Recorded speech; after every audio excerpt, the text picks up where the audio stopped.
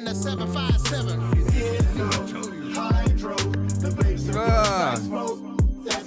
On location. That is damn right, man. All right. What up, everybody? It's the after show, but later. I didn't get to hear the intro. As you can see, I am on location thanks to my plumbing at home. So we are live from a hotel room that's about 4 minutes from my house. So when life gives you lemons, make the lemonade, right? Isn't that what Jerry O'Connell says? So here we are, the after show, but later, on location from the Homewood Suites by Hilton. And is it, I guess we can go right into the, is it Marriott or Marriott? Let me know in the comments, because I feel, you know me, I back the boy Covino. As much as somebody can back somebody. And I don't believe this fool called it the Marriott. I just don't. How long have you been in the hotel? Well, if you want me to go back to how we ended up in the hotel, let's go back to maybe Thursday, Friday-ish. Bathroom gets backed up, right? It gets blamed on somebody in the house that it wasn't. And then the other bathroom gets backed up. Here, Ken, talk to mommy. The other bathroom gets backed up. And Marriott. All right. So I'm like, I tell my wife, I'm like, hey, it wasn't nobody's in this house's problem, because the other one's backed up too. So we're like, all right, call our landlord. And hold on, give me a second. Let's go something crazy right here.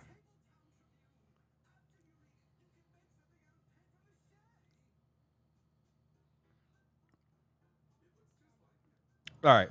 So, what? Yeah. Okay. There's only 24%, so it might die.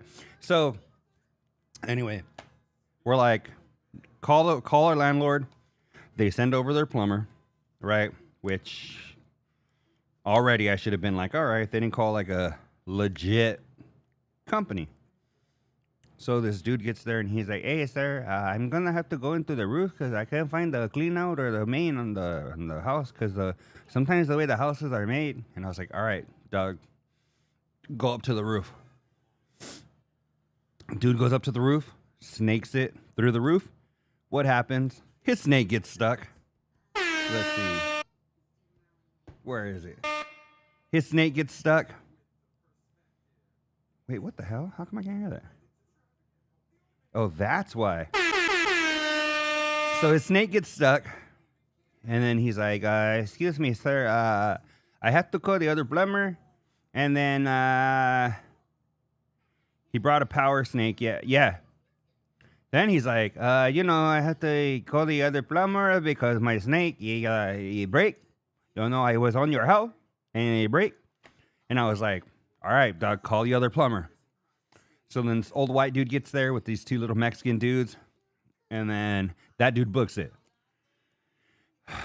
And then, on top of all this, hey, Grandpa's in town for a surprise visit.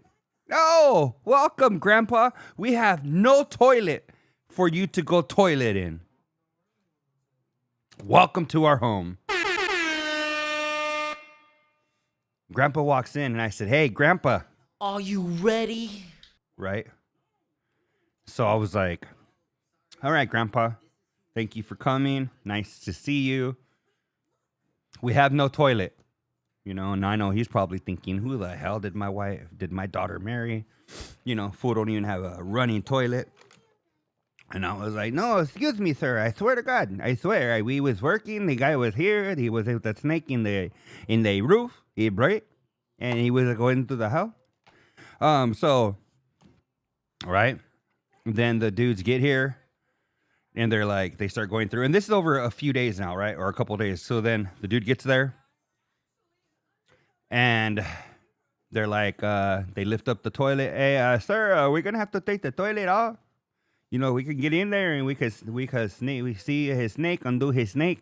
You know, we could do it from there. All right, cool. All right, dog, whatever. Do your shit. I don't need to fucking know. Just do it. Just fix it. As long as I can go poop, I'm cool. I don't need to know. Okay. Pull, go, check it out.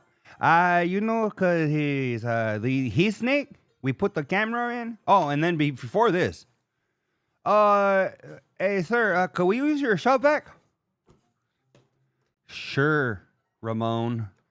Use my shop vac. I've done plenty of construction and shit. If I would have used the customers, and I use customer, you know, loosely, but equipment, I would have got knocked upside the head, right? And then these fools are going up and down on my roof, and I was like, that ladder looks familiar. These fools are using my ladder. I'm like, dog. For real. Whatever. Get it fixed, whatever. Fuck. I'm not going to say nothing. So then, whatever. Hey, you know, we're going to have to come back tomorrow because we have to get a special tool. The tool has to come from Mexico. And the guy from Mexico is not going to be here till tomorrow. Oh. Sure. All right. So we'll be back tomorrow by 11. All right. By this time, it's Sunday. I have to text my boss. I'm like, hey, boss, I'm not going to be able to come in today. Oh, and let me back up. Yeah, I could have just been like, cool, they'll come, whatever. But the reason I wanted to be there is because one of the dudes is back there. He's like, hey, I have all my tools out, right? Now I don't have them in, like, they're out. Like, they're organized, but they're out. Yeah, hey, so why you have all these tools? I go, I like to build shit. Oh, what kind of stuff you build? I don't know. Fucking shit for my daughter. I fixed the house. Like, what the fuck? Oh, so what do you do? I'm like, I work for the hospital. Oh, yeah? So, like, Monday through Friday, 8 to 5? So now, is this dude wanting to know my hours so he can come and freaking jack me when I'm not there?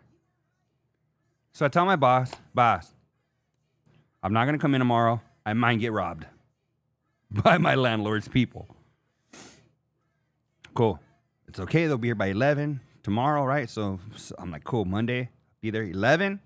Maybe by Monday Night Football, what I'm going to be doing is taking a poop in my own toilet. Here we come. 11, 12, 1, 2, 2:50. I call my landlord. Hey, landlord. Are these fools coming today or not? What? They said they were there. Landlord. I took the day off of work and I've been waiting. They said they'd be here by 11 because they need to get the tool from Mexico. And the guy that has the tool, you know, he got to cross in the morning, you know, and then he'd be here at 11. And I was like, okay, he's going to cross in the morning. He'll be here at 11. Here we are, 2:50, 3:21. The van pulls up. Hey, sir, we go get started. Okay. Hey, we get in there. We have to break. You know, we can't just do it. We start with the tool. We have to break a floor. They break the freaking. So then, break up the tile. Jackhammer it. So they have to break up the tile, the concrete, cut a hole in the drywall.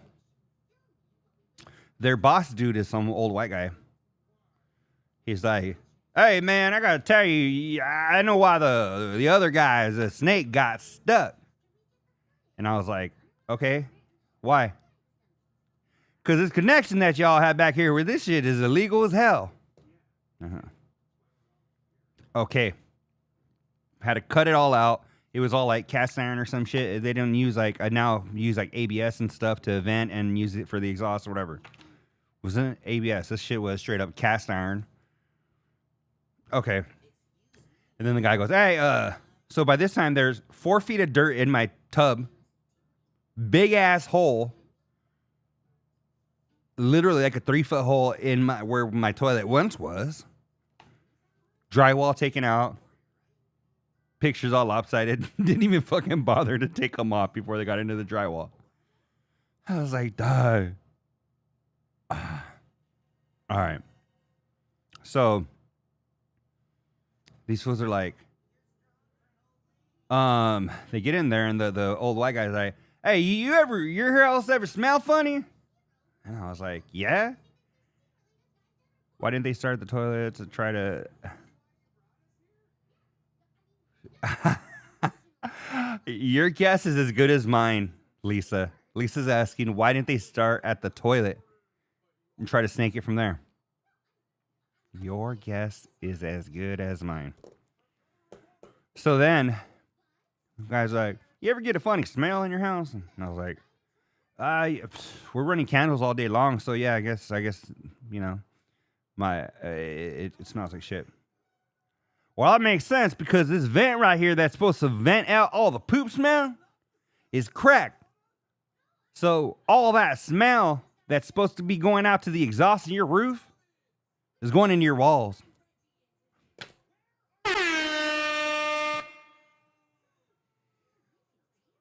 Dog. He should have said before he started telling me that. Are you ready? So I'm like, God, goodness gracious to heavens. So then, that's when we grab a hotel. And guy's like, I'm going to have to cut up the rest of this drywall because I'm going to have to get up in that and I'm going to have to take that out and I'm going to have to put a new pipe in there so it won't be going up in your house. I was like, all right, Doug, whatever you have to do, bud. I'm all game. Just let me know what I got to do. All right.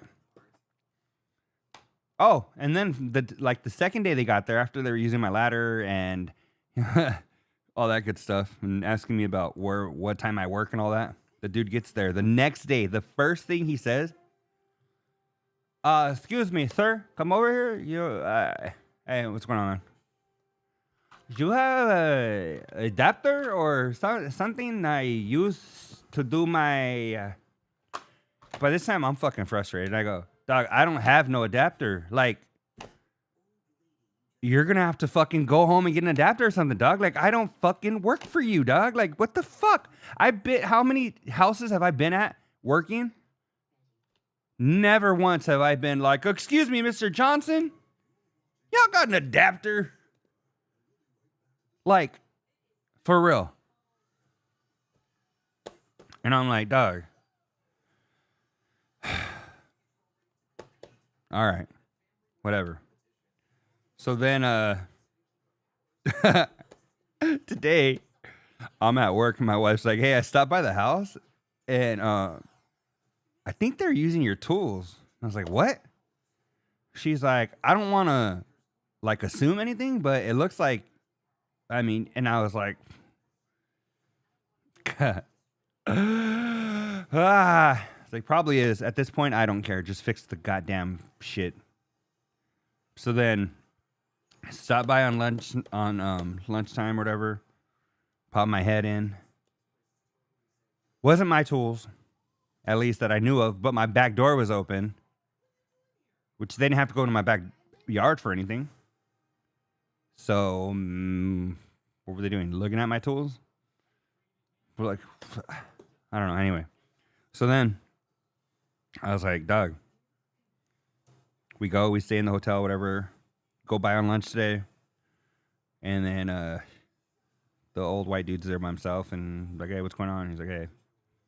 He's like, apparently, I guess, the plumber, the pipes are so old that the last plumber, when he was trying to snake everything, things started breaking off in the pipes and dropping, and it's made the whole situation worse.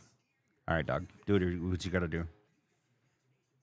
So then, I go there after work. I stop by after work because I have to come and get clothes and stuff because I got another day in the hotel. And I stopped by there after work, and the guy's like, "Hey, the vato one no dirt in the tub. Oh, tonight you could use tonight." I was like, "Bullshit. Can I use it tonight? No. Whatever. Okay, cool." So then I grabbed my camera and my microphone and the thing I plugged my microphone into. If I can show you this, right? And I'm leaving. The guy's like, "Hey, so you do like YouTubes and stuff, or?" And I go, "Yeah, and stuff." Trying to get over here because I already had to move the live to an hour later. And whatever, finally get here. Got to go grab my daughter something to eat. Can't make dinner, right? Give me something to eat. Pop in here, put up all my stuff. I'm like, by this time it's like 6:57. No, actually I lied. It was like 6:48 maybe. And I'm like trying to connect to the Wi-Fi. It's like not connecting. And I was like, all right, cool. Can't connect to the Wi-Fi. Call the front desk. They had me on hold for 7 minutes. I'm like, this is fabulous. I call back. Could you please hold? Another fucking dude. And I was like, hey, you just told me to hold. I was on hold for like 7 minutes. I know, but I have a lot of people and I'm the only one here. Okay. Puts me on hold. By this time now it's like 6:56 or something, right? And dude's like, gets on, "Oh, thank you for holding." I'm like, "Hey, I can't connect to the Wi-Fi." "Oh, you have to be a member of the..." All right. Never mind. "Okay, so do you want to sign up?" "No." "Are you sure? It's free?" "How long does it take? Because I got to be in a meeting at 7. I have 3 minutes." "Oh, sir, only take 1 minute." "All right, cool. Sign me up." "Okay, says right here. Oh, your wife make reservation? All that?" "Yeah." "Oh, you can't use her information to sign up." I'm like,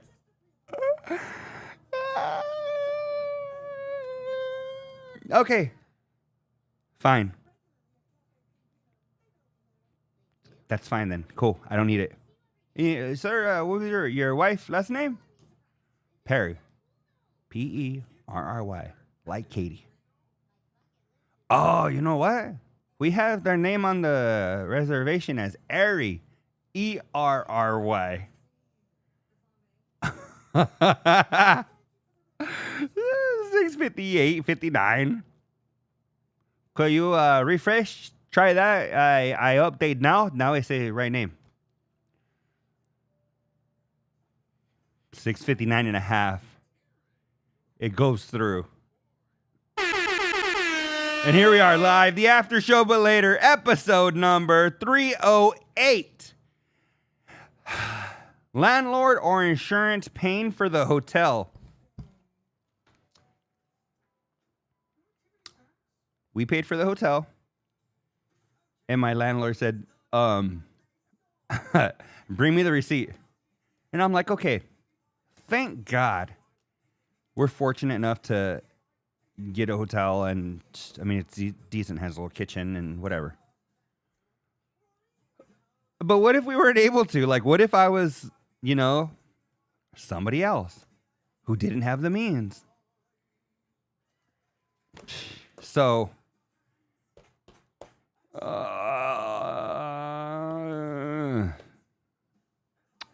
anyway, we have plenty 20 minutes later of after show to get to.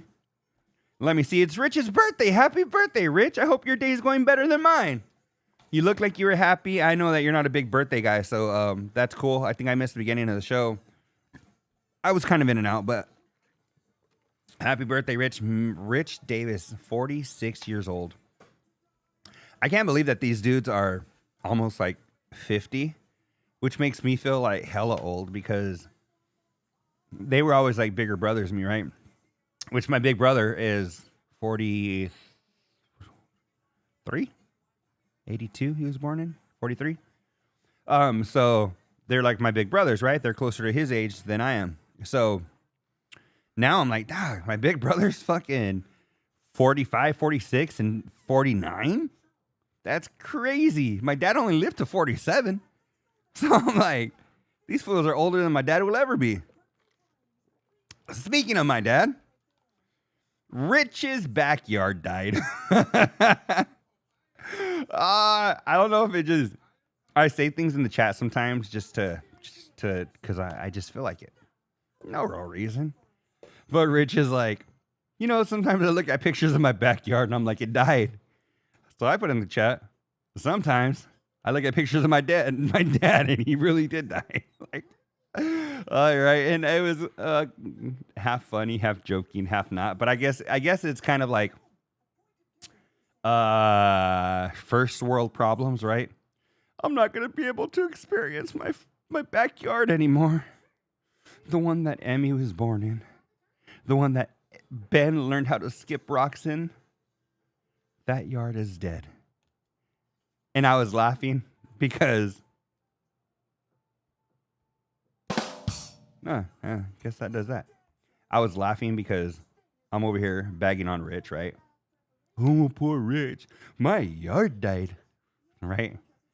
And then, while I was waiting for the plumbers and shit yesterday, I decided to cut down a tree that I had in my backyard. And cut it down, right? It was ready to die. So I took that bad boy down, chopped it up. Boom, it's now firewood. Filled it, right, with dirt, watered, patted it down, right? You can't even tell. If you look at it, you can't even tell there was ever a tree there. So I stand out there, my hands on my hips, admiring my work. And then I go, damn, that part of my backyard died. And I started having a full-on Rich Davis moment. Because I was like, man, when my daughter was little, I remember freaking making a little bird house, painting it, taking her out there to hang it up, right? Having it fall down during windstorms and us having to go back out there, right? Where she's like younger and just being like, having to pick it up and put it back on. And, Daddy, you think the birdies are okay? Yeah, they're fucking used to earthquakes. Let's go, right? So I go from bagging on Rich to he's having his complete backyard redone. All I did was get rid of a tree. And then I start having I'm turning into a puto. I'm like looking over here like, there goes my tree. I was like, there goes my tree. There goes my birdhouse, my baby made. Right? So, yeah. So, sorry, Rich, for bagging on you. Because I went from bagging on you to feeling empathy, right? It's called the after show, but empathy is what we have here. The most empathetic show in podcasting. Let me see. I hope Rich celebrates his birthday. He does seem kind of like about it. Yeah, I feel like Rich has always been kind of like, yeah, it's my birthday. But to Rich's, I think, mental health and credibility, a lot of things that he, you know, because we always look at like people like, oh, he don't care about this. Maybe he should care a little more, right? But then you think of the things that we stress about that maybe we shouldn't.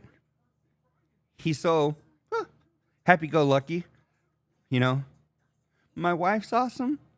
I'm a freaking bajillionaire. My kids are perfect.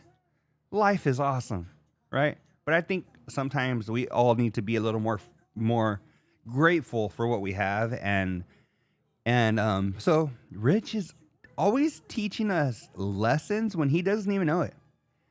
You know, being happy-go-lucky Rich. Well, if the guy could save me $20 and get in the Uber, might as well, right? Cavino's like, well, he could drive us into some remote location and chop us up into bits. But he probably won't. That's the kind of stuff I'm talking about. Being so nonchalant about, they're not going to, right? You assess them. I can tell a serial killer when I see him, right? I know somebody that's going to chop me up, you know? I feel like some of us need to be more like that because there's things I think. I actually just had a conversation with my wife when we're going through all the plumbing stuff, and she's like really upset. And I'm like, hey, don't stress about things you can't control, right? We're healthy. We have a room tonight. We'll have a bathroom eventually. So there's bigger things to stress about. Let me see. I hope Rich okay.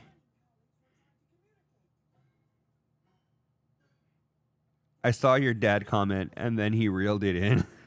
Oh, yeah, he did. I did remember when he said that. He was like, well, I'm not comparing it to, like, a person or, you know, and I was just like, I don't really give a crap, Rich.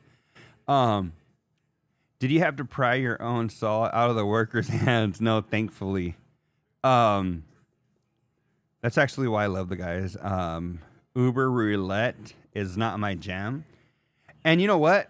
It is funny, though, because when I was in Chicago, the Uber I was taking, the dude didn't pull the same thing, but he was this Indian dude.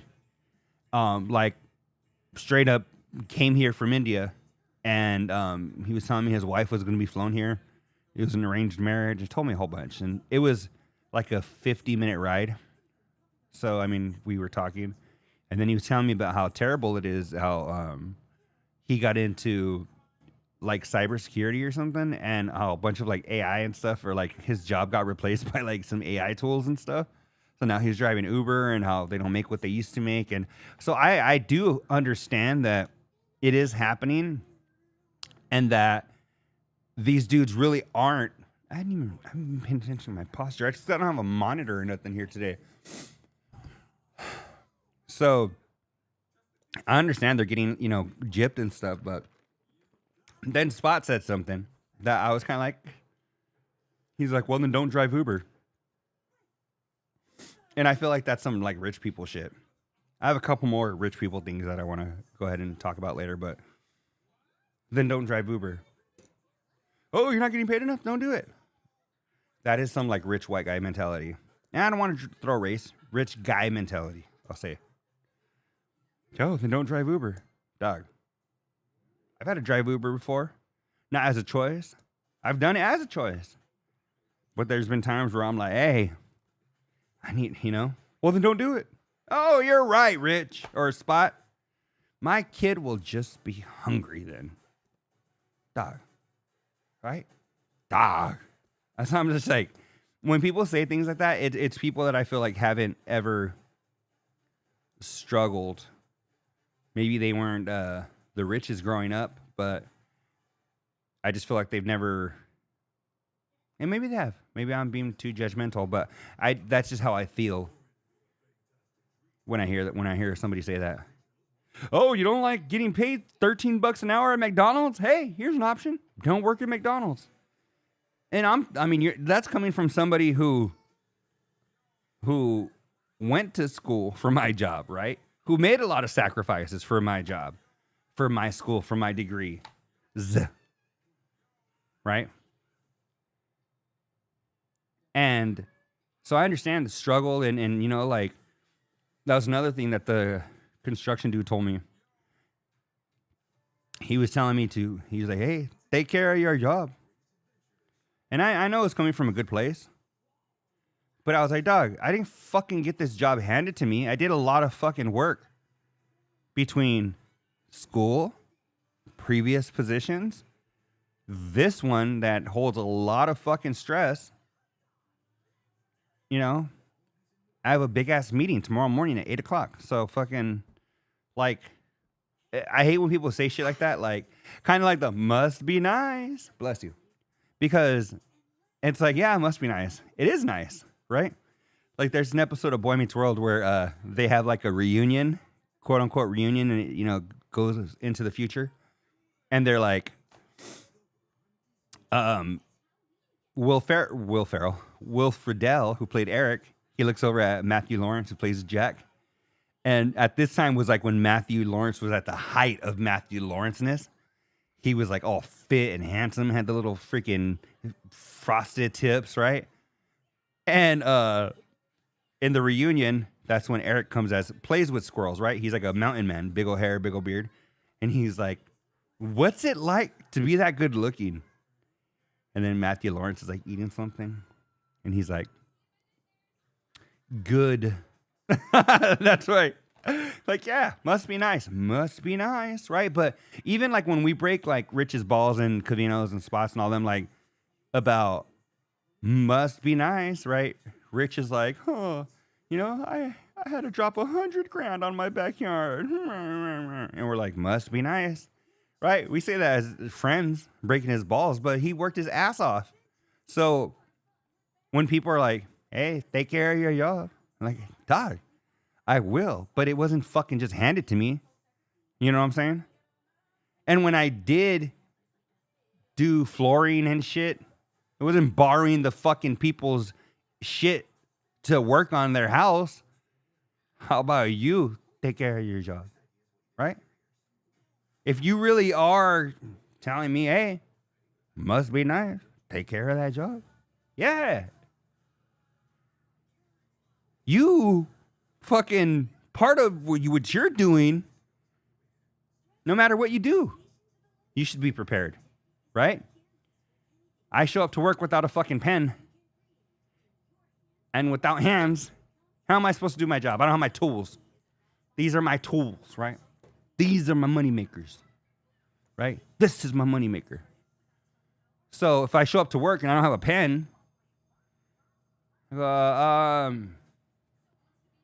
excuse me, can I borrow your pen? Like, come on. You're showing up not ready. You're showing up to be unprepared. It should be at any job you have. Whether you're scrubbing toilets. My first job ever. 16 years old. I was a freaking janitor at an old people home. You think I ever showed up and was like, oh, you know what? I forgot my fucking gloves and shovel and fucking... My boss would have been like, well, then take your fucking happy ass home and go get your shit and get back here when you're ready to fucking work, when you're prepared. Right? Must be nice. Must be nice. Exactly, Lisa. I should have told him when he goes, take care of your job. I should have fucking turned on my phone on selfie mode and been like, can you say that again? He's like, hey, that guy looks like me. Hey, he's a good-looking guy. And I was like, dog, you're missing the point. You're missing the point. You told me to take care of my job. I'm showing you, right? You talk, hey, I look good today. Hey, right? So I feel like what happened. You need a drink, D. I've had one hell of a week. And I try, and you know, the thing is it's funny because, like, I've been super, I'm venting to you guys, and I apologize for that, but I don't try and take things out on other people, right? I'm not, it's been a crazy week, get to work. I'm not like, you know what, everybody here eat shit. Let's go. Like, it's just like, I'm venting to you guys because you guys are the friends, right? You guys are my friends, the homies. You have to show it later. But let me know also in the comments if there's anything that happened this week that you guys want to talk about. Rich's birthday. Theo Von, SNL, Fahim Anoir. It's always funny to me that I know that everybody, like they were mentioning, Cavino and Rich were mentioning, that everybody has their own algorithm, right? People enter and exit your algorithm all the time. And Fahim Anoir is one that was hella huge in mine for a minute. And this was a few years back. So it's funny that he's just entering like Cavino's. And I'm like, I love Fahim. Fahim, if I'm not mistaken, he was like an engineer or something before he became a comedian. He's a funny ass dude. I love Fahim. He if you ever want to just enjoy Fahim on a podcast, listen to him or enjoy Fahim. Maybe you're not a stand-up comedy person and you do want to just pass time.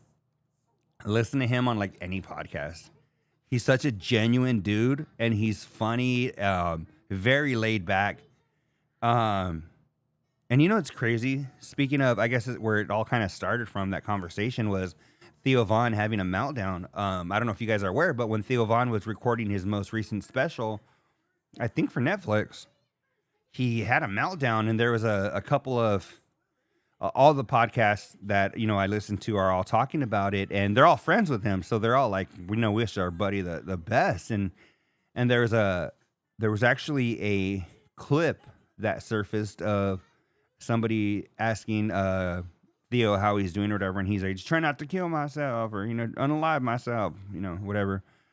And it's crazy because Fighter and the Kid, they put on an episode like a week ago. It was like a fan favorite episode, a throwback episode of Theo Von. And I was like, dang, it's crazy because you forget about how people change like over time. And he was talking about how he likes to do a little cocaine sometimes. And, he still smokes and this and this. But I just feel like he was definitely a different guy back then than he is now. He's so much more tamed now. But dude had me rolling. I was listening to that old episode, and he was just like, he was talking about you just have to. Oh, and you know what? I love Theo. There's this dude I got into a conversation with online about Dave Attell. I never thought Dave Attell was funny. Theo, I remember Theo from Road Rules. Yeah, man. That's before he even thought about doing comedy back in the day. He was in a music video or a couple. I've seen so many old things of Theo, but I was having a conversation with this dude online about Dave Attell, and he was like, which I took the bait because he was like, well, who are some of the comedians that you like? And I told him like Theo Von, Shane Gillis, and he's like, oh, well, those are the Care Bears of comedy. And I'm like, okay, I've never understood where in order for somebody to be funny, they have to be like hella offensive. A lot of the things I listen to are offensive to one person or another. I like Louis C.K., right? Some of the things on Kill Tony could be pretty off color. But that isn't my go-to. I mean, I grew up watching Que Locos with George Lopez, Gabriel Iglesias, Carlos Oscar, Ernie G. Man, there was this one where this dude had this little rhyme. It was about the Beverly Hillbillies in like the hood. And it was like, the guy had a little rhyme. He's like, let me tell you a story about a vato named Joe, puro Mexicano living in the barrio. One day this vato, he got shot up by his chick, called up an attorney, now this vato's living rich. That wasn't offensive, but I thought it was funny, right? Well, I remember an old Gabriel Iglesias bit, and keep in mind, I was like 12 when I heard some of these things, where he says he met this black chick, and he was like, hey, I thought you drive the Mercedes. And she's like, I am Mercedes, right? Stupid joke, big fat black lady. Not super offensive. And so I never understood those people that are like, oh, I love Dave Attell, man, because he's offensive. Like, how that is, to me, that's like low-hanging fruit. That's like stand-up comedians that are like only talking about like dirty shit, right? Somebody funny could make this pen funny.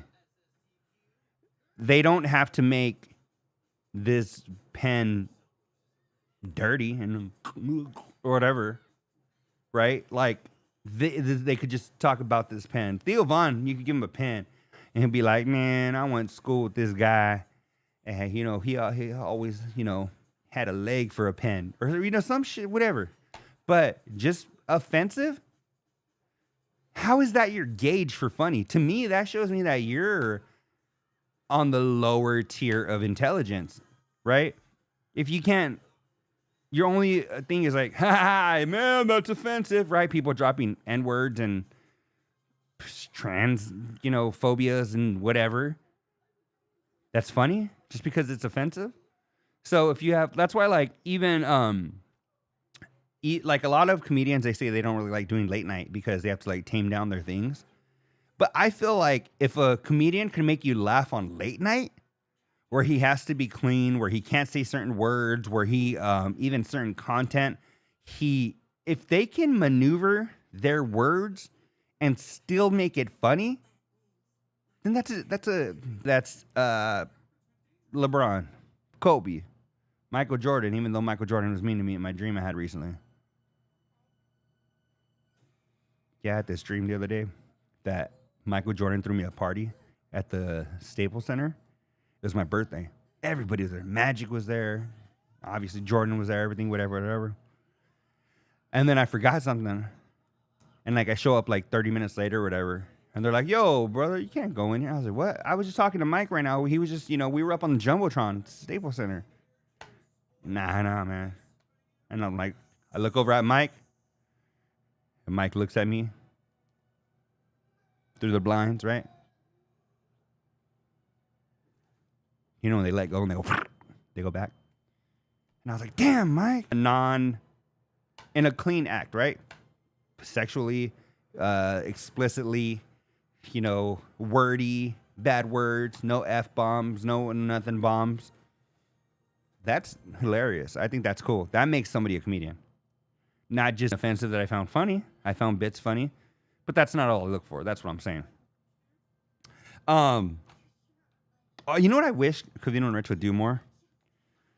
Today, they had it wasn't a throwback Thursday. It was just a music conversation. I know they like to bag on me, and the running joke is I only like corny music and shitty music and whatever. Which I did listen to the Taylor Swift album. It's all right. I dig it. I think the Sabrina Carpenter album is better. But Covino would say that, I'm weird because I listen to both of the albums or both of those albums. But some more albums that came out recently that I feel like people should at least check out. Keep yourself well-rounded. Like Covino mentioned, the Incubus album that's coming out soon. AFI I used to listen to AFI back in the day. They just released a new album. It's not all that. Robert Plant just released a new album. And if you don't know who Robert Plant is, he's the lead singer of Led Zeppelin, right? Robert Plant's been releasing albums, for the last however many years after Zeppelin as a solo artist. I'll be honest, there's maybe one or two songs that I think are all right. I don't really dig the rest of the album. But this conversation, just them, different meanings and all that. Yes, I did. Oh, did you say, what'd you think? They were cool. I think, I was actually listening to them this afternoon. Andrew's asking, did I listen to EPMD? I listened to them this afternoon. I was listening to them because I was kind of on a music kick when I was listening to like that Robert Plant album and stuff, whatever. And they're cool. They definitely have a sound for the time, which was cool. There was actually one of the lead singers. I don't know who the dude is, but he sounds very, not DMX, very Method Man-y to me. I thought it was cool because I could picture Method Man singing. And if you come out and tell me that he was one of the people, I wouldn't be surprised because this dude sounded, and there were some good songs. I can't name any off the top of my head. I didn't listen to it where I'm like looking at the names and all that. I just listened to them and I was like, I dig their vibe. I really do. So just music in general, right? Music in general is what I dig. All kinds. Country. I mean, Andrew was there at the, CRC when we were at that Atomic Golf place. And, the music was coming out. It was from like Shania Twain to Maroon 5. And as most of them, I think As She's Walking Away might have came out by Zach Brown Band. Was it Zach Brown Band? I know Alan Jackson's in it as well. But I just loved the music talk. The music talk from Covino and Rich today was so cool because there was like, they were asking about like Hotel California, right? Do you know what that song's about? I remember in 7th or 8th grade, my teacher I'm not going to mention her name. Last time I mentioned her only by last name, she started showing up on my Facebook. Hey, you might know this person. Hey, you might know this person.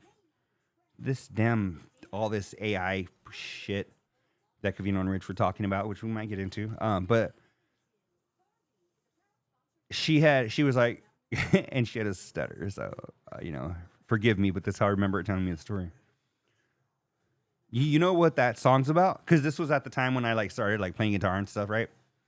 And so one of the first songs, on Wayne's World, where you go into Guitar Center, and you're like, ding, ding, ding, ding, ding, right? You start playing Stairway to Heaven, and they're like, hey! They point at the sign and says, no Stairway to Heaven. Like, the first two songs I ever, started to learn how to play when I was little was Stairway to Heaven and Hotel California. So I'm amped, right? I'm Hotel California, Eagles. I am such a huge Eagles fan. I know they were at the Sphere, and I'm so bummed I missed it. I'm a huge Eagles fan. You know what? Actually, the drummer for the Eagles, is it Don Henley? Has that one very popular song as a freaking solo artist. I forget what it is, but it was kind of never gonna give you up, like one of those type of songs. But anyway, I remember my teacher.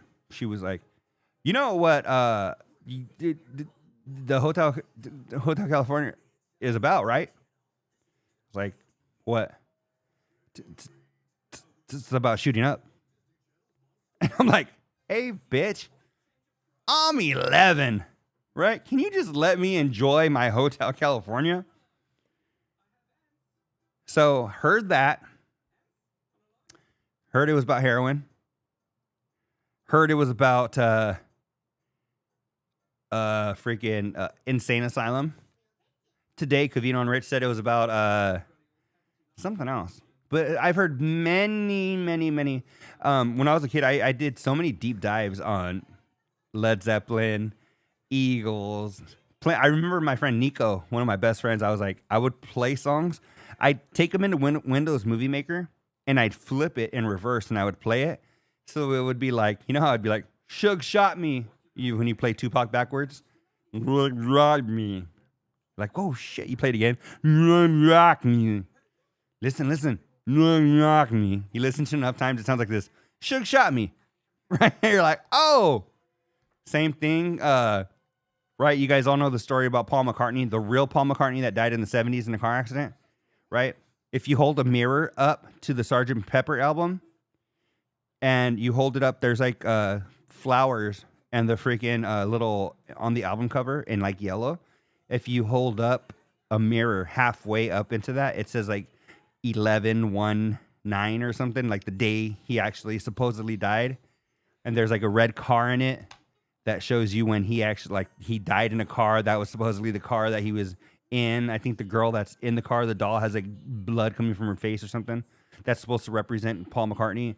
And then everybody on the album, even Abbey Road, Paul McCartney, everybody else is walking. Paul McCartney's the only one walking without shoes.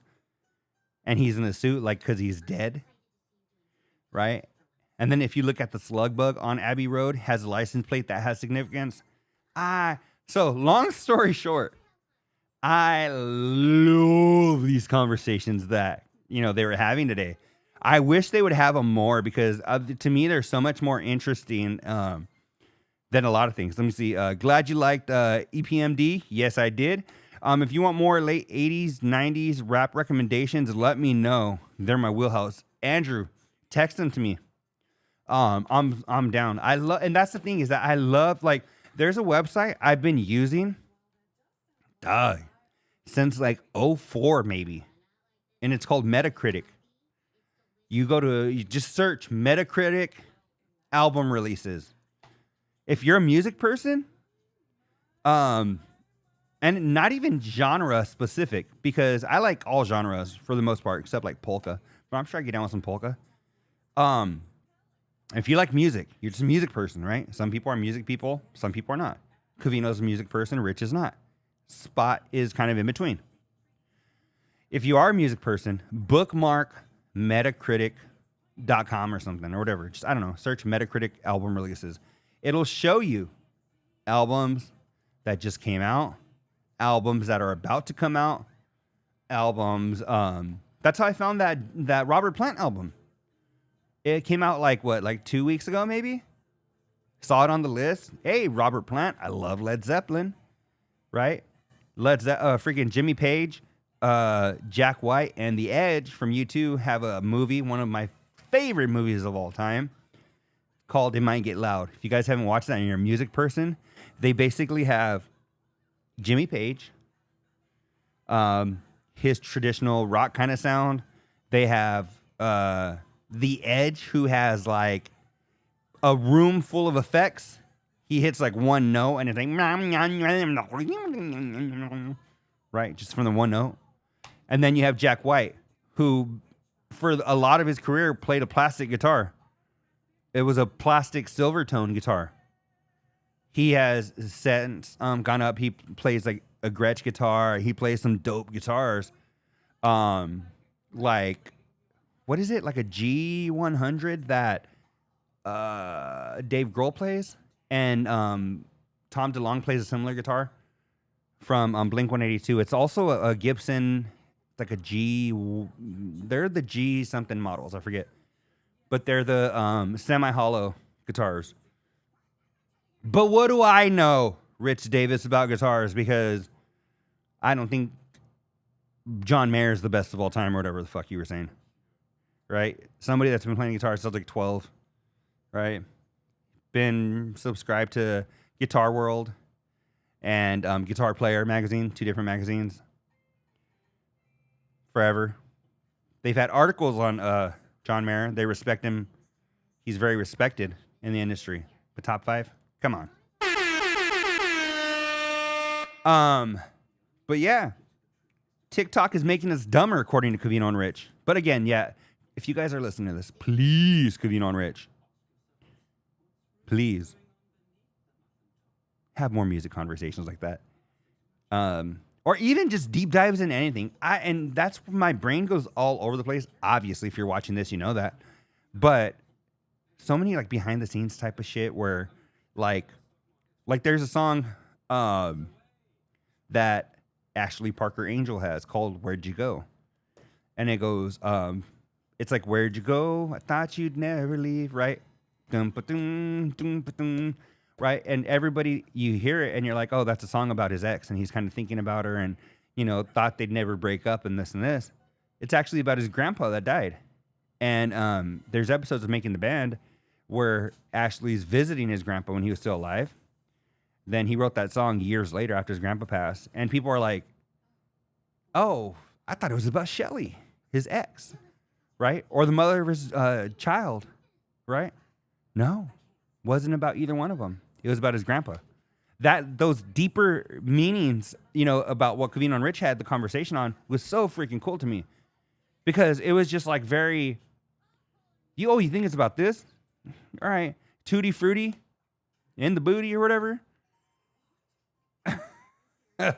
That was I had put it in the comments like that's a legendary story. But if you don't know music or you're not a fan of music, you wouldn't know that. But I feel like that's what's cool about those kind of conversations is when you go deep into that, you actually get educated, right? There were some songs in there I had never heard of or I've heard of but didn't know the backstory of the original thing. There was a Maroon 5 one that was about the label trying to push them to put out more songs. It was Harder to Breathe. Is there anyone out there that's getting harder and harder to breathe? Actually take this back full circle and actually connect it to O-Town. There was an episode of TRL where they're coming back from the break and Jacob and Carson are like, oh, yeah. You know, we were talking about this new band, Maroon 5. And I remember Jacob held up his hand because I was like, Maroon 5? If Carson and Jacob like them, they're cool dudes. I'll check them out. And this was before, like, She Will Be Loved and, you know, all of those good songs or whatever that came out. So I just love it. I love deep dives. Deep dives, right? And you would think I'd be a better swimmer with how much I love these deep dives. I lean so much Oh, I learned so much. I love when they do that stuff. Agreed, Lisa. I love that because for me, it's like you get to learn so much. Some of the stuff you knew, and it gets me excited that they're about to share this with people, right? Because I'm like, how many people are just don't give two doggy poops about it? And they hear it and they're like, oh, that's pretty dope. Hey, right? I couldn't. If you said, hey, you want to know a fun fact about Maroon 5? I would be like, not really. And then Cavino's like, I'm going to hit you with one anyways, right? Is there anybody out there that's getting harder and harder? And then you're like, oh, that was about the record industry? Because obviously, just like comedy specials, that's why you listen to so many comedy specials. First one's awesome, right? Second one kind of blows. Same thing with albums. They call it the sophomore slump, right? Which is pretty common if you like music. Because there's a lot of bands that have been putting 10, 15, 20 years into this first album, right? They come to a record, company with it, and maybe the record company's like, cool, we don't have to hire writers. We dig the album. Maybe we'll tweak them a little bit to make them a little more, widely accepted, a little more universally loved. Cool, we do that. And they actually, I think that kind of happened with, it wasn't a sophomore slump, but the biggest album that NSYNC had and Backstreet Boys was their second album. NSYNC had the self-titled debut album, NSYNC. Backstreet Boys had the Backstreet Boys self-titled debut album, Backstreet Boys. But when they released their second album, that thing was gigantic. So that was No Strings Attached and Millennium. No Strings Attached, NSYNC, Millennium, Backstreet Boys, right? Those were mega hits. No Strings Attached sold 2 million albums in the first day. At the time, broke all kinds of records. They went platinum out of nowhere, right? So what does the label say? Millennium? No Strings Attached? Boom, let's throw out another album. Quickly got in the studio, recorded Black and Blue, the Backstreet Boys. I dig the album. Was it all that? Nah, I wouldn't say that. That's probably I think their first three are my favorite. But same thing with NSYNC, right? They have their NSYNC album. They have Here We Go, one more time. Everybody's feeling fine. Here we go now. Yes, right? Then they drop freaking, right? It's Gonna Be Me. Bye, bye, bye. Right? All of those. And the record company is like, boom, we got to throw out another album. What do? Right? They let all these writers know, right? Diane Warren, right? Freaking Nelly wrote some songs, right? That pitched to him, right? Now let's get some songs, right? We'll take this Nelly song that was originally a song for Nelly. Let's change it into a 5-part harmony. Boom, throw that. Put it on the NSYNC album. Cool. That one didn't really happen, but it's just an example. That actually happened to an O-Town song. But anyway, throw it out. Boom. Celebrity comes out, does well, has pop, dirty pop, dirty pop. Now, why you want to try to justify the type of things that we do, right? So that comes out, has a couple of hits, whatever. But shortly after that, where's NSYNC? All right, Justin Timberlake comes out with boom, boom, Like I Love You. I just want to love you, baby. Right? Boom. NSYNC. Boom. Over. Because once they have that first album, the record companies, or their first big album, for a lot of people, it's the first one. The second one becomes Sophomore Slump. Boom. The record company is so quick to turn it around and get you another one. That's when you lose quality. That's when you lose everything. Creativity. Because now you just want another commercial album that does really well. Obviously, because what is the record business? It's a business, right? What do they say about show business? Whenever the show's going on, behind the scenes, business is going on. That's why a lot of people sign shitty-ass deals. First album, right? First TV show contract, whatever. Because they just want to make it. Show business. When the show's going on, there's business going on behind the scenes, right? So anyway, Let me see. Sebastian Maniscalco. Oh, Rich. This is something. I gave Rich some props earlier. Told you about how I wanted to make fun of him, and then I ended up not making fun of him because I was like, my tree. Right? I had the ugly cry. My tree. I look like the Jordan cry face, but fat and Mexican. And one thing Rich can't, I just told you all those stories, right? That nobody gives a shit about NSYNC and Backstreet and Sophomore slumps and all that. Because you know what I do? I own it. That's who I am. Take it or leave it. Don't like it? Don't watch the after show. Love it? I love you. Don't love it, but still like me? Hey, I like you too. But one thing that Rich can't admit is that he's a fan of Taylor Swift. He can't. It's so hard. And I don't know if it's because Covino gives him such a hard time about what's a grown man like you. Why is my Covino Rocky? I don't know. I'm a grown man like you. Doing like in the Taylor Swift album. I don't know. I don't get it. That's weird to me. We're not the same guy. Okay. We're not the same guy, right? But that's what makes the world a beautiful place, right? We're not the same guy. But I feel like Rich keeps leaning on, oh, I have to do it for work. Oh, I gotta have to do it for work. Dog. How many things do you have to do for work that you just kind of, oh, you know what? Oh, I gotta talk about the new Incubus album. Okay, when's it coming out? Okay. What's the single? Okay. Okay, cool. Hey, everybody, welcome back to Pop 2K. It's Rich Davis. I am here to play a little bit Christina Aguilera. What a Man Wants here, coming in at number 10. And don't forget, on the other channels, we have another pop rock channel. Incubus is coming out with a new album. And it looks like they have their first release since 2012. All right, here's Christina Aguilera with What a Girl Wants. That's all the prep he needs to do. That's all the prep he needs to do, but he wants to sit over here and be like, oh, I had to wake up on Saturday morning and grab coffee with Sarah, and we needed to listen to it because I need to do it for work. Doggy, it's me, right? You ain't gotta lie to me, dog. You ain't gotta lie to kick it.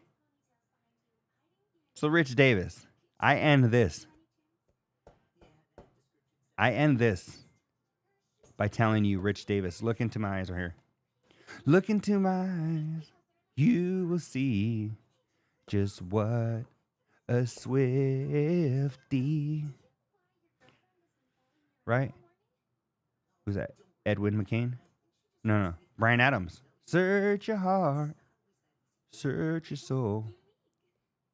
Is it Bryan Adams? I think it is. All right, anyway, Rich Davis, look into my eyes, and you will see that Rich is a Swifty. Admit it, Rich. Once you admit it, we'll appreciate you for admitting it. Admitting it, sir. We got to go with the snake in your room. We got to do it in your house. Okay? Okay. After show, but later.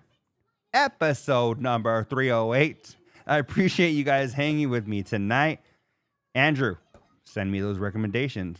I will see you guys in the next episode. Peace. On the road to the riches, cause it's all about the paper. Now buckle up your seats and prepare for the journey. Let the music ease your soul, grab a spliff and start burning. Relax with us and take a trip to the heavens. And come and spend a day in the 757. Hydro, the bass and blood side smoke. That's exactly what